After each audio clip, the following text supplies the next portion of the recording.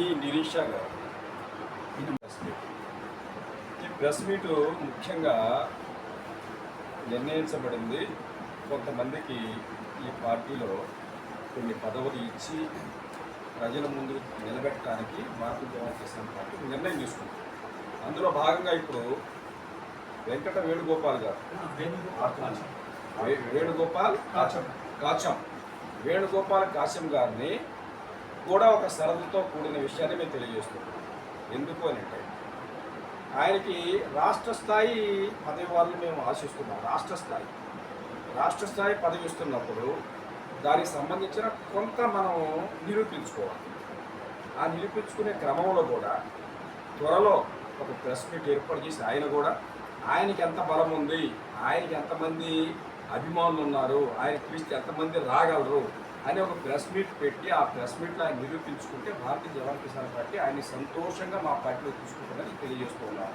ఆయనకి పదవి కూడా మేము నిశ్చయించాము. ఆ పదవి కూడా తెలంగాణ రాష్ట్ర జాయింట్ సెక్రటరీ అనేది ఎందుకు చెప్పారంటే ఆర్డినరీ సెక్రటరీ అనేది మా యొక్క బైలాలో లేని పదవులు ఏది అది ఇచ్చామనుకోండి దానికి వాల్యూ ఉండదు. ఏదైతే బైలాలో పదవి ఉంటుందో ఆ పదవికి లీగల్గా ఎక్కడికి వెళ్ళినా కూడా మనకి దానికి వాల్యూ ఉంటుంది. కాబట్టి జాయింట్ సెక్రటరీగా ఆయన మేము నిర్ణయిస్తాం. ఇప్పుడు ఈసారి ప్రెస్ మీట్ పెట్టి ఆయన బలం నిరూపించుకోవడానికి కూడా మేము కోరుకుంటాం. నమ్మకం కూడా మాకు ఉంది. కాబట్టి వేణుగారిని మేము ఈరోజు మా పార్టీ అభినందిస్తున్నాం. ప్రెస్ మీట్లో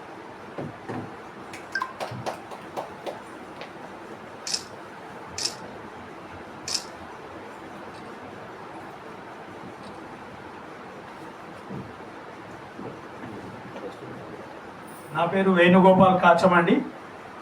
నేను జూబ్లీ హిల్స్ అభ్యర్థిగా షరతుల మీద ప్రకటించినటువంటి జన్మమాతి శ్రీనివాస్ గారి ఆధ్వర్యంలో ఇంతకుముందు పనిచేయడం జరిగింది. రాజేంద్ర నగర్ ఎమ్మెల్యేగా నామినేషన్ చేసినప్పుడు వారి నమ్మకంతో వారికి ఉన్నటువంటి పరిచయాలు, వారికి ఉన్నటువంటి అనుభవాలను మన బీజేకేపీలో ముందుకు తీసుకెళ్తారు అని అందరి విశ్వాసం తీసుకొని ఆయన్నే అభ్యర్థిగా ప్రకటిస్తారు అని చెప్పి ఆశాభావం వ్యక్తం చేస్తూ షరతులు కూడా అధిగమించిపోయి షరతులు పెట్టే ఆమె నిరూపించుకున్నాడే అని చెప్పి మన పెద్దవాళ్ళు, అతిరథ మహారథులు, బీజేకేపీని నడుపుతున్నటువంటి ప్రతి నాయకుడు, కార్యకర్తలకు నేను తెలియజేసుకునేది ఏంటంటే ఈరోజు నాకు కూడా షరతులతో విధించినటువంటి ఈ యొక్క ఇంకా నేను సామాన్యునే.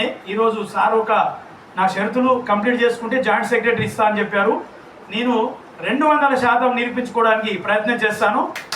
తర్వాత ఈ యొక్క బాధ్యతలను పదవి ఉన్నా లేకపోయినా వేణుగారు మీరు ఉన్నారా, రావాలి మీటింగ్కు అంటే నేను భారతీయ జవాన్ కిసాన్ పార్టీకి దేశ సరిహద్దులో పనిచేస్తున్నటువంటి ఈ జవాన్ల కొరకు, రైతుల కొరకు, దేశ రక్షణ కొరకు నేను శపథం తింటున్నా. పార్టీ పిలిస్తే పని చేయడానికి నేను సిద్ధంగా ఉన్నా. నా వ్యక్తిగతంగా నేను డబ్బులు పంచి పని చేయను. నేను డబ్బులు ఆశ చూపించి లంచగొండి పని అసలు చేయను. ఈ పార్టీ ముందే కరప్షన్ లేని పార్టీ. కాబట్టి వ్యక్తిగతంగా నిస్వార్థంగా పనిచేసే ప్రతి వ్యక్తికి గౌరవం ఉంటుంది. ఆ గౌరవాన్ని మేము పనిచేసిన తర్వాత వాళ్ళ యొక్క గౌరవాన్ని మేము ఎలా చూపించాలో చూపిస్తాము. లేదు అనుకుంటే కూడా కార్యకర్తగా ఉండి, అభిమానిగా ఉండి పార్టీకి సేవ చేయడానికి వారి షరతులకు అంగీకరిస్తూ ఈ కండువా కప్పుకోవడం జరిగింది. ఈ అవకాశాన్ని ఇచ్చిన ప్రతి ఒక్కరికి పేరు పేరున ధన్యవాదాలు.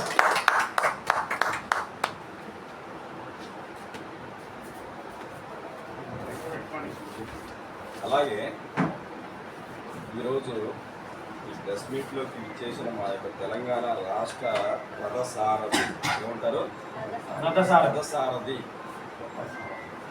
రథసారథిని శ్రీకృష్ణుడు కాబట్టి ఈ యొక్క రాష్ట్ర అధ్యక్షులుగా జి సురేంద్రనాథ్ గారిని నియమించడం జరిగింది. సంవత్సరం కాలం కాబోతుంది. ఎప్పటికీ కూడా ఆయన 11 జిల్లాల్లో జిల్లా కమిటీ వేయడం జరిగింది. 11 జిల్లాల్లో జిల్లా కమిటీలు ఉన్నాయి.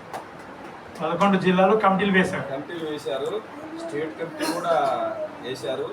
కాబట్టి ఈయన ఆధ్వర్యంలో ప్రజెంట్ ఫస్ట్ ఏంటంటే తెలంగాణ ఇప్పుడు బీజేకేపీ అనేది ఒక నల్లేరు నడకలాగా నల్లేరు బండి అంటారు. నల్లేరు బండి మీద నడకలాగా పోతా ఉంది. కానీ అది మన వందే భారత్లో పోవాలని మేము కోరుకుంటా ఉన్నాం.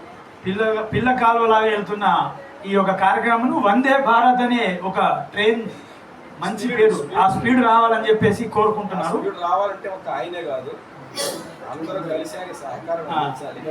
అదే ముఖ్యంగా నేను కూడా తెలియజేస్తున్నా, సార్ అన్నట్టుగా అందరూ సహకరించాలి. వర్కింగ్ ప్రెసిడెంట్ ముఖ్యంగా ఆయనకి అందుబాటులో ఉండి ప్రతి విషయంలో సహాయ సహకారం, మిగతా వాళ్ళు కూడా తమ వంతు సహాయ సహకారం చేస్తే ఈరోజు భారతదేశంలో భారతీయ జవాన్ కిసాన్ పార్టీ 21 రాష్ట్రాల్లో ఉంది.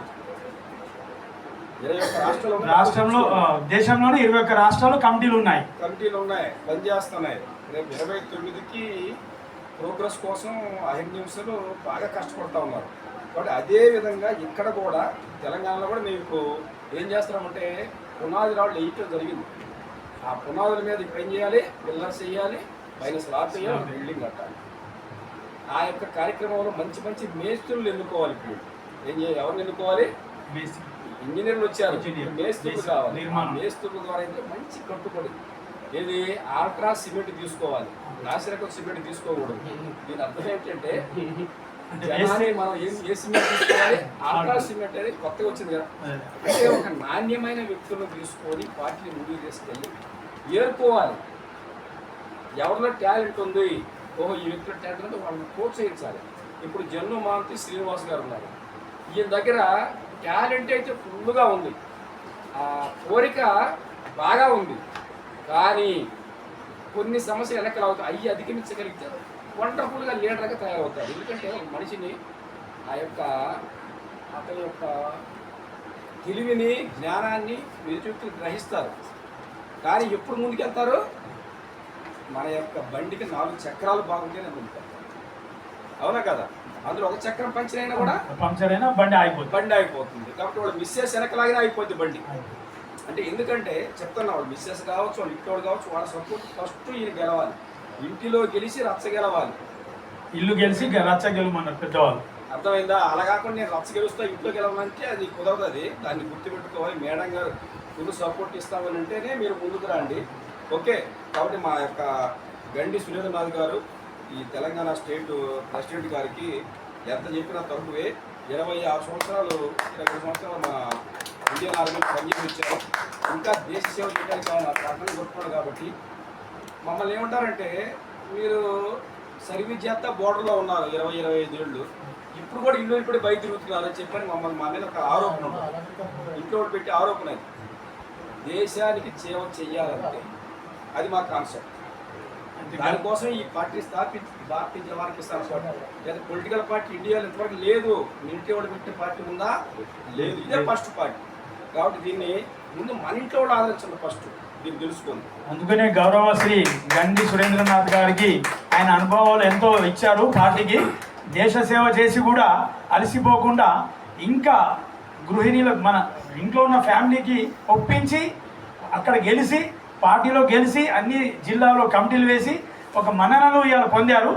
వారికి హృదయపూర్వక పార్టీ కార్యకర్తల తరఫున, పార్టీ తరఫున నేను కూడా ఆయనకి హృదయపూర్వక ధన్యవాదాలు తెలియజేసుకుంటూ ముందు కూడా ఇలాంటి సేవలు ఇచ్చి ఆయన అలసిపోకుండా ఇంకా 20 సంవత్సరాల పిల్లవాడిలాగా జై జవాన్. ఎందుకు అంటే మేడం గారు ఓపికగా చెప్పాలి, నేను కూడా పనిచేస్తాను, నేను కూడా సపోర్ట్